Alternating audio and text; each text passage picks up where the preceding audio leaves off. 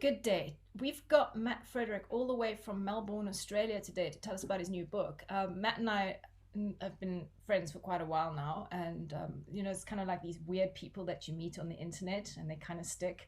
So we follow each other on Twitter where he and on Facebook where he posts, like sometimes I look at the posts that you make and it's sort of like, who the heck? Oh, yeah, it's him.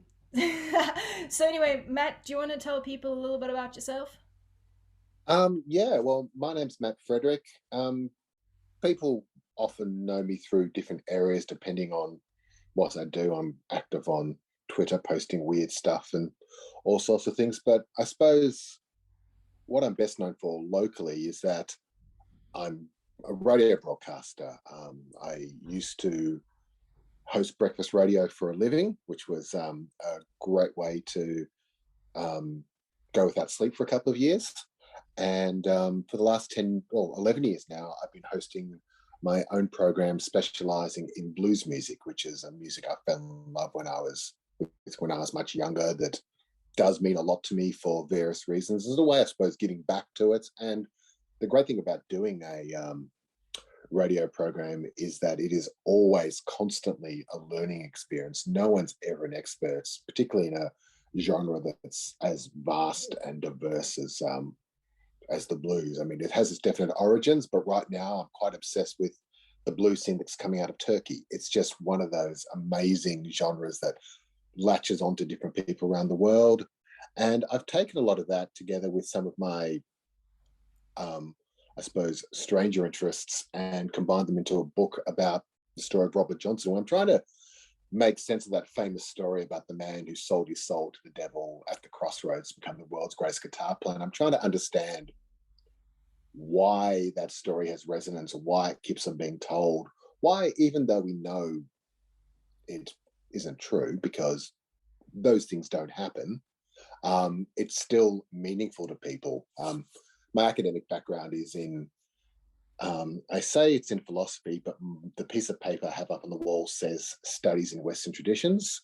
It was a very unique and interesting degree focused on loss on the function of myth and its relationship to philosophy. So things like studying Plotinus, Porphyry, um, very deep into Plato and Homer and their relationship between them. So taking that kind of background, but applying it to a more contemporary myth, which has been a lot of fun. And as any writer knows, it ends up taking to areas that you didn't plan when you started writing the damn thing.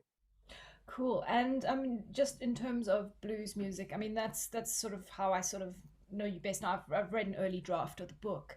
Um, everybody who's passionate about music has that moment in their life when they hear a particular track and it just hits them with a cosmic two by four. What was your aha moment with music, especially with blues? With music, I can actually, it's not specifically blues, but it's related. I can actually remember the exact moment because I was 6 years old and I'd kind of got sick of the music my dad was making me listen to go to sleep, which was either nursery rhymes or an awful lot of Peter, Paul, and Mary. Played a lot of Peter, Paul, and Mary to me. And, that only lasts for so long. You want to listen to something else. So I got up and one day I found a big box of cassette tapes because I'm an 80s kid and that's what music was. It was cassette tapes. And I'm going through and I find a cassette called Rock and Roll Music by some band called the Beatles. Um, and I put that on. And if you know that particular compilation, it's a marvelous one because it combines, well, I think side A is their own songs, that in a bit of a rock and roll flavor. But side B is covers of the songs that inspire them. So they're doing Carl Perkins and they're doing Chuck Berry. And I remember one particular song that really stuck with me. They do a cover of Carl Perkins' version of Kansas City. And I'm 6 years old and I'm dancing around my bedroom, taking all my clothes off, dancing to this. And that's actually a version of an old blues song by Blind Lemon Jefferson. So without knowing it, I was kind of latching onto those roots at the time. Um, then when I got older, it's hard to believe now in the age of the vinyl revival, but in the 90s, buying vinyl records was the way of getting music when you were poor because you could go to a thrift store, an op shop, as we call them, and buy a bunch of records for 20 cents. So I got a record player and I remember stealing from my dad's record collection, a Muddy Waters album, More Real Folk Blues, which is his really early recordings, which is basically him playing slide guitar, and occasionally there's some bass in the background, upright bass in the background, and just that sound really hit me, that slide guitar. And on that particular album, in fact, he does a version of Robert Johnson's Kind Hearted Woman, which really struck me without knowing where that came from. It was just something that really hit me. And at the same time, you're a teenager, so you go through what all teenagers do. You go through a phase where you listen to Jimi Hendrix and Led Zeppelin and the Doors and all those kinds of things. There's a period in your life where you absolutely love that kind of music. And I went, well, this sounds like this other music that I like. And what I remember is at the time, there was a documentary series that was being played on the ABC here in Australia. It was a BBC series called Dancing in the Street, the history of rock and roll. And I loved diving into that kind of stuff. There's one episode all about blues, the British blues revival, tracing it right back. And they'd play Cream doing their version of Crossroads. Then they play the Robert Johnson version. I go, oh, what's that? Because that sound, it's very simple, but there's a lot going on. And eventually, when I was at university, I tracked down a copy of Robert Johnson's King of the Delta Blues Singers. I found that at the library, you used to be able to borrow vinyl records from the library. So I'd borrow them and then tape them on cassette as sort of like the primitive version of, how do you pirate stuff these days? Not LimeWire or BitTorrent, something like that. LimeWire is not even a thing anymore, I don't think. No, I don't know what is anymore. But yes, I taped that and kept that with me for a very long time, and it was very significant to me, and I suppose very healing to me at some particular points in life when you're alone at night or whatever, and you put on some of those records, and they, even though they come from a very different time and place to your own, they speak to you quite strongly, and I've always carried it with me. And I suppose that's one reason why I do the blues radio show and why I wrote the book, is sort of to give back to the music that does mean so much to me. I finish my show by saying that quote from John Lee Hooker, "Blues is the healer." I say that every week, and I really do mean it. And just in terms of, I mean, look, generally, I mean, I don't know what the story is with the radio shows in Australia, but I remember in South Africa many, many years ago, we used to have the most. I didn't like the commercial radio stations, but we had one radio station, 5FM, that after 10 p.m. on weeknights, they would then bring people who would do sort of rock and blues sort of shows. And I remember as a teenager spending a lot of time with my ear pressed against the radio because I can't play it too loudly because I might wake up my parents. So I had quite the education of King Crimson and Led Zeppelin and a whole lot of other stuff that I wouldn't have otherwise discovered had it not been for the radio. And time being what it is and progress, and all these old great shows no longer appear on the radio. So it's all this real like Mick music, as I call it. It's just this overproduced, over auto-tuned garbage, for lack of better description. I mean, look, I'm a trained musician and I hear this stuff and I'm like going, what the actual is this? Sorry, I'm trying to bleep out any swear words. No, I don't want to get demonetized on YouTube, but so how is the situation with the radio stations in Australia? Are they still, I mean, are you with quite a small radio station, or do the big commercial stations also have speciality shows that help with discoverability? I mean, look, the commercial stations are what they are, and I think they're the same all around the world, probably narrowing what they do, very focused, choosing songs that sell light bulbs and hamburgers. But in Melbourne in particular, and all around Australia, we were very fortunate in the 70s. There were a lot of community radio licenses available. So that's radio stations that served a purpose for the community. And in Melbourne, we've been very lucky in that we have quite a number of stations that not only were able to get those licenses, but have proven to be quite strong and important in Melbourne. So the station that I'm on, PBS, 106.7, you can listen to them online and all the rest of it. Our license is that we have to play music that other stations don't. So we have a whole range of stuff. So we have a number of blues programs. We have some wonderful programs of contemporary hip hop, contemporary dance music, free jazz. We've got what I think might be one of the longest running Northern Soul shows in the world. Um, just incredible range of stuff, contemporary, classical. Basically, if it's music that's important and matters, but which doesn't fit into the commercial format, we will usually play it. And also in Melbourne, there's great stations like 3RRR, which also does great music programming as well as really good talk programming, 3CR on the AM dial, and a whole lot more. And there's great radio stations throughout Australia, 4ZZZ in Brisbane, and a whole bunch of others. We're really lucky in that this kind of community grassroots broadcasting is so strong, and terrestrial radio is a really amazing medium. It's a very different thing to podcasting because it is very live. It's in the moment. It's responding to people. Yes, we archive everything. You can listen back, but that live feeling of doing a show that's out there now, and there's a whole bunch of people joining in at the same time to listen to it. It's a really special and wonderful thing. And the fact that no one tells me what to do or what to play, it's just up to me to decide what works for me, what works for my listeners. It's a really special thing, and all these stations are user supported. Part of our licensing is that we are limited the amount of commercial sponsorship that we can have. So the only reason we can keep running is because our listeners decided we provide value to them and their lives, and they support us mostly through becoming members. Cool. Which is a really special thing. It's, I mean, in this day and age, it's good to see that things like radio stations are doing so well. And I think also radio itself, having embraced the digital medium in terms of the internet, is a lot more so apparent than, for instance, newspapers. I mean, like if I look at how news media in South Africa has gone down the tubes with in terms of print. But we've also, I mean, if I'm just off the top of my head, we've got one radio station here in Cape Town that I have to mention that if there's any radio station that I will listen to, it's Fine Music Radio. And I think they also do stream online, because I've had friends in the States message me, oh my God, I didn't realize that Fine Music Radio is here in Cape Town. I'm like, yeah, no, they're pretty damn awesome. So, you know, that is heartening that there is sort of like a lifeline for this sort of, I wouldn't say sort of, it is an art form, I suppose, because, you know, you're reaching out to people.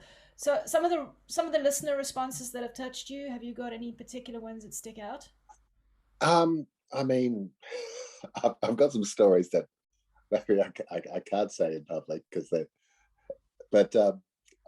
interesting ones. But some of people will message me to say that a song was playing at the moment that their daughter announced she was engaged, and it's the perfect soundtrack for that moment.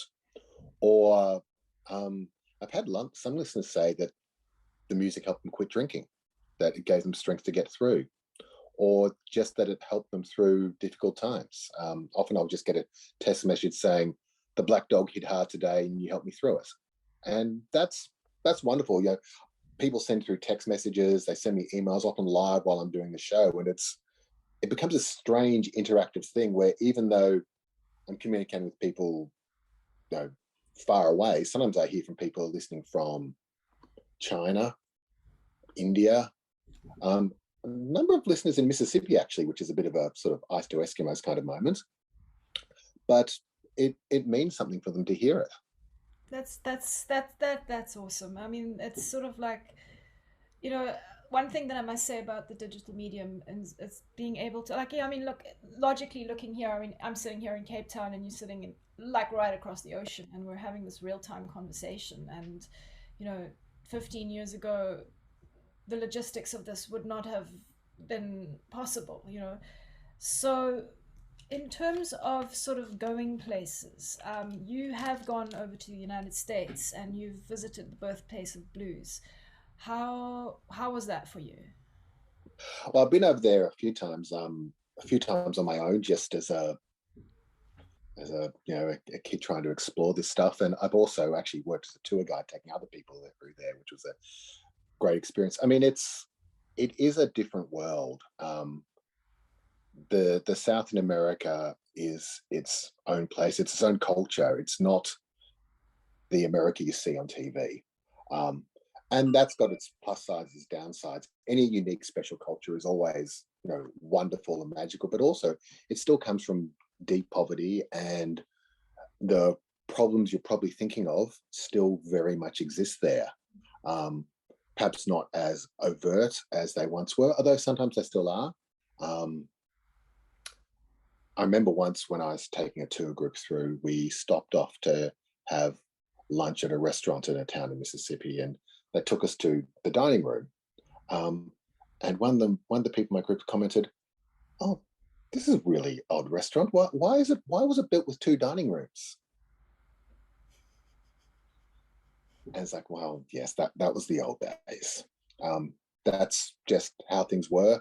And there are still elements that can be a lot of that can be very strong, although things do change a lot. And there's lots of wonderful things happening in Mississippi. In the town of Clarkston in particular, I've got to call out a lot of the people who live there. People like the late Mayor Bill Luckett, Roger Stolle from Cathead, and many others who've really helped to revive the small towns through tourism and through sharing the culture that exists. Because the blues is such a living thing. It's not something that once existed and isn't anymore. It's still around, and when you can share that, you look at artists today like Christine Kingfish Ingram, who grew up in Clarksdale, or bands like Mississippi Sounds, who feature the grandson of the great Junior Kimbrough, and are taking this music and doing new things with it, and then people are sharing this with the world. To discover that when I went there was amazing.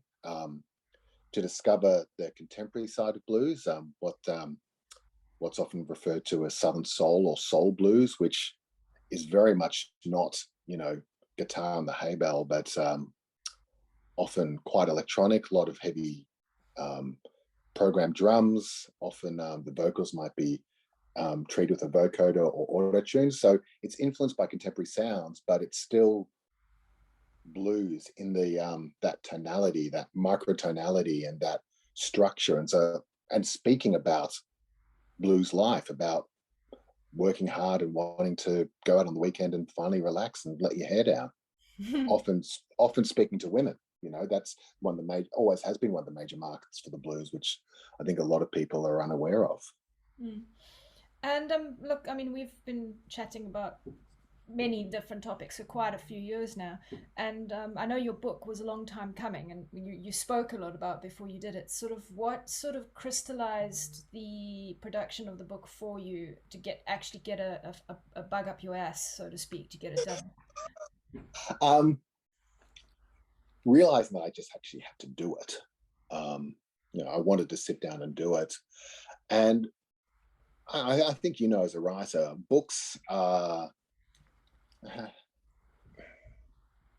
Some books they just you pull them out of the ground like a carrot. Really? Other books are more like a stew. You put a bit of carrot in here, a bit of potato there, a bit of meat, and then as you're slowly cooking, you taste and go, needs a bit more of this, bit more of that, and suddenly you get a stew that's you could never have planned it, but it is what it is. And I suppose this book was like that as well. At first, I sort of dove into the sort of a bit of the academic side from my past and went, all right, I'm going to gather all the mythic sources, all the esoteric sources for this myth. I'm going to collate them into a big list, and that's going to be the book. And I realized two things. One, it would never actually end because I'd always be finding something new. And the other problem was that it wouldn't actually be a very good book. It would just be a list of stuff. But as I slowly wrote and went through some of my sources, I realized there was a bit of a narrative running through it, which when you read the book, you'll see it slowly builds up to bring out what I see in the myth and in its significance, these ideas of what the role was the character the devil played in African-American folklore in Robert Johnson's time, and how that is similar to other figures in global myth, whether devil figures or the Greek god Hermes, general trickster figures. And realizing that by using this trickster model, I can actually make sense of the story, both in terms of who Robert Johnson was and what people would have said about him, and what it means to be an outsider. Because Robert Johnson was very much an outsider in two ways. One, he was an African American in Mississippi and America in a time where just that defined as an outsider. And then within his own community, he was a blues singer, which whilst people loved the music and it made people a lot of money for, especially if you're a record company, people bought it, they listened to it, they went to see it in clubs and juke joints. It also was not respectable. It was, Mhm. you wouldn't want your children to grow up to be blues singers. You wouldn't want your daughter to hang around blues singers. Um, and in certain, particularly conservative elements, it was literally considered the work of the devil. And if you spent time with that music, then you were risking your soul. And that was a very real thing, a very real belief. And the fact that someone like Robert Johnson took that idea and owned it, and he wasn't the only one, many blues singers did, Mhm. but that's really that narrative, that idea of being an outsider and owning that state of being and what that can achieve. Because let's not forget, Robert Johnson was a person who grew up in very, inauspicious circumstances. He grew up in a split home. He grew up with, all the cards stacked against him. He was, poor and black in Mississippi in the early parts of the 20th century. That's not the the situation we should expect someone to end up changing the world. And that's literally what he did. His music is still influential today in a very, very, big way. And he was fairly young as well when he popped his clogs. I mean, and also the condition, this the whole situation with his death was also sort of shrouded in mystery as well. Some people say he just died, and other people say he was murdered. So I mean, and wasn't he 27 or something ridiculous like that? They're always 27, aren't they? It's a bit it's almost like a cliche, you I'm tempted to say, like, well, let's make a list of people who died at the age of 23 or people who died at the age of 35 and like see, but I mean, it's just the number 27 just keeps cropping up for musicians. I'm like going, well, at least I'm in my 40s now, so I've passed by that curse. But yeah, I mean, there's a lot of the mystique there, and I mean, you also in the book you mentioned that there's some of the musicians had a bit of a cognitive dissonance, and some of them were actually deeply religious people, and they had that sort of pull between their religious expression and of course this music that they're playing in the juke joints, which were dens of iniquity. So there's this wonderful contrast that you've sort of explored there in sort of the mental states. Well, yeah, like I mean, Son House is a really well-known example. He was a very early blues singer, played and recorded with Charlie Passon, um, and he also was a preacher. And you could see it kind of tore him up. There's that wonderful song of his, Preaching Blues, where what's the opening line? I'm going to get me religion. I'm going to join the Baptist church. I'm going to become a Baptist preacher so I won't have to work. And he brings up, he brings up the similarities between the experience in a juke joint and the experience in a church set, because they do mirror each other, call and response. If you ever go to a blues show where which is not marketed towards white people, you're expected to join in. People will answer the singer like they're answering a preacher. It's just the way it works, and it's meant to match one another. And there's that real tension. One of my other favorite examples from more recent times is there was a singer in the Clarksville area called the Mississippi Marvel, and he actually was a preacher.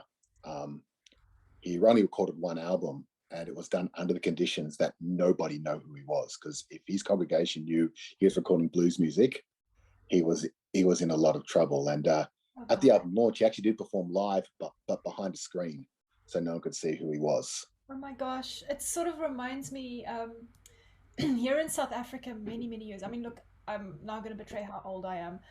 There was on very early South African television, and you might want to go and dig down this hole. They called him, okay, this is going to be Afrikaans, die gemaskerde cavalier, the masked cavalier. And this guy would play sort of like shadows type music. If I'm look, I'm remembering I was very young, and I would just remember the mystique of seeing this guy dressed up in like 18th century flowing hats with ostrich feathers and like this black mask, and he's sitting there playing by a fountain, or like there were dozens of music videos of this guy playing. I must actually, after this, I must go and dig him up and see if I can find it and send you a link. But it was just so, I mean, out of all the things to come out of apartheid era South Africa, it was just so utterly bizarre, because we were having cultural sanctions at that point. So, you know, if there was a blockbuster movie that released in the United States, guaranteed it would come to South Africa via, I don't know, China or some bizarre place like that, like 6 months later. You know, so we were always behind everybody else. And some of the strange cultural phenomena that cropped up.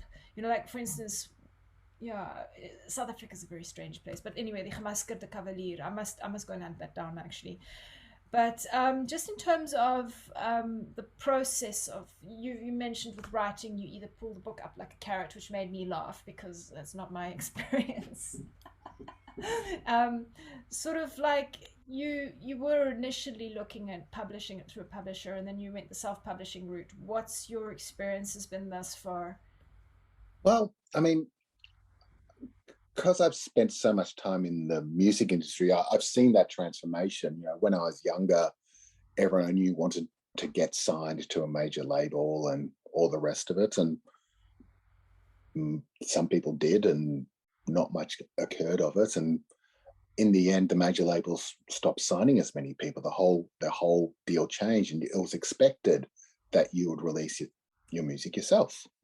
And that seems to be what's happening in the publishing industry as well. Just as the record labels are shrinking and they're focusing more on a few cash cow artists rather than releasing everything and having the few successes bankroll the many failures. The publishing industry seems to be working like that as well. I mean, I'm not as deep into that as you might be, but that's just my view from an outside. It's really mirroring what I saw in the record industry about 20 years ago. And after contacting a few publishers and getting some wonderful rejection letters, which mostly said, that sounds amazing, but we don't have a clue how we're going to market this. Mm. Um, I ended up deciding to put it out myself. And I was very lucky. I found a wonderful editor who's actually an excellent rock writer, who's some of his books I own. So he was able to talk to me about specifically what I was doing. So that was excellent. I've got a very good friend who is a really good graphic designer. In fact, she's designed some of my favorite album covers, and has worked with everyone from Mark Chopper Reeds to Nickelback. And so she designed an excellent cover for me. I'm really proud of the cover. Yeah, that's amazing. Well, show it up. And Let people see it properly. I mean, goodness. yeah, Yeah, that's so you've fantastic. got the guitar turns in the road. So yeah, what I always wanted with the cover was that if someone's browsing a bookshop, or more likely Amazon, and they just see that cover without needing to read a single word, they know what the book's about. No. And so she achieved that. So, you know, we're quite lucky that it's it's easier than it was to produce a book. Now, you still have to do the work to produce a good book. Yeah, I I mean, know. you know, Oh, um, but you know, through that and through a lot of, you know, wonderful people I know around the world who are able to read it and offer really good constructive advice. You know, I produced what I think is quite a good book. I'm looking at it now, and there's some bits that go, but every writer's like that. yeah, no, Um, trust me. Wait 10, 15 years when you look back and you go, oh, cheese and rice. What did I do? No, I mean, I look at my debut book. I look at my debut novel that came out in 2009, I think. Fuck, that's a long time ago. And I look at what I wrote, and I'm like thinking, oh my god, what was I thinking? You know, but you know, we all grow, and that's the whole part of being able to sort of, you have to sort of own your roots, where you came from, and you know, and people will love to go, oh, I don't like the way you depicted XYZ, and I'm like, no, that was just where I was at the time. So in terms of projects, are you gonna put yourself through this unique agony again, or I've already started, which is you know, what you do. It is a rather addictive thing, this writing process. And I'll be honest, I've been a writer all my life, mm, but the thought of putting it out there in the world has always been a bit terrifying. Um, when I used to write for the newspaper, I used to do a weekly gig column in one of the broadsheet newspapers here in Melbourne. I was so nervous about it, I usually would write it within the 45 minutes before deadline, just to do it and just go, it's the sub editor's problem now. ooh, no, um, no, we hated those writers back in the day when I was still subbing. Sorry. No, but I uh, mean, look, I had a peek at your early draft, and you do write quite clean. So there's that. So before we close, because now we're sort of at the top of the half an hour, I just wanted to ask you sort of where are you, I didn't actually pay attention to when you said your release date was. Um, Um, it's officially going to be launched on, I think, the 29th of March here in Melbourne. We're having a little bit of a launch party. The Melbourne Blues Appreciation Society has kindly agreed to co-host it for me. So that's going to be down at their regular spot, which is actually a bowls club, the Flemington Bowls Club. We've put on the stage there. It holds a lot of people. If you're not in Melbourne, which I expect not a lot you won't be, they also have quite a good audio visual setup there. So that feeds directly into a computer, and we're going to find a way to live stream it on Facebook. So that'll be fun. Other than that, if you want to find the book, it's at all the usual places. The Amazon. the Yeah. websites I'm talking about. I don't need to give them any more publicity. The ebook is up at the moment. I've sort of just snuck it out there just to see what happens, and it's actually selling quite well, which is pretty good considering Oh, I've given it absolutely no publicity. yeah. And I'll put the link in the description yeah, down there. And and you in can find terms it of all the other that, places, and you can order it through print on demand. cool. So I will put all the links and the stuff in the thingamajiggy at the bottom. So I just want to say thank you very very much for popping by and for the chat, and then I'll tell people must they can find you on Twitter. Yeah, Twitter, on Facebook, at Juke Joint PBS. Okay, I'm gonna just get you to just send me all the links, and we'll close. But don't go away before I end the recording. So for those of you who are going to like be cut off now because I'm gonna stop recording, please smash that like button, subscribe, ring the bell, follow me on YouTube because I'll be doing these little chats quite regularly, and I'm gonna have lots and lots of interesting people, and I've just got to figure out how to end the recording, which will be fun because I don't know what I'm doing. Nobody does. I don't know what I'm doing. Anyway, let me just stop the recording.